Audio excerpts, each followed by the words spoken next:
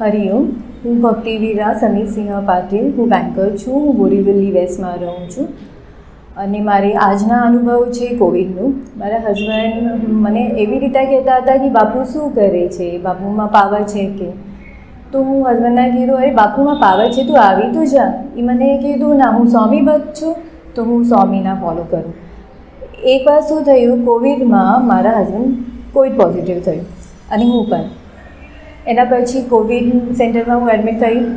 મારા હસબન્ડ મને કીધું, અરે એ શું થાય છે, હું તું તો બહુ કોન્ફિડન્ટ છે અને મને શું લાગે છે કે એવી રીતે પાવર ખાલી ભક્તિમાં આવે છે, તો એ શેના માટે છે?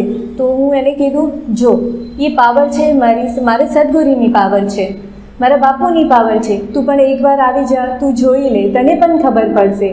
ત્યારે મને હસબન્ડને કીધું કે ભક્તિવીરા હું પાકું આવીશ અને મને લાગે છે હા હું પણ ભક્તિ કરીશ, પણ મારામાં અંદરમાં એક પોઝિટિવ વાઇબ્રેશન આવશે.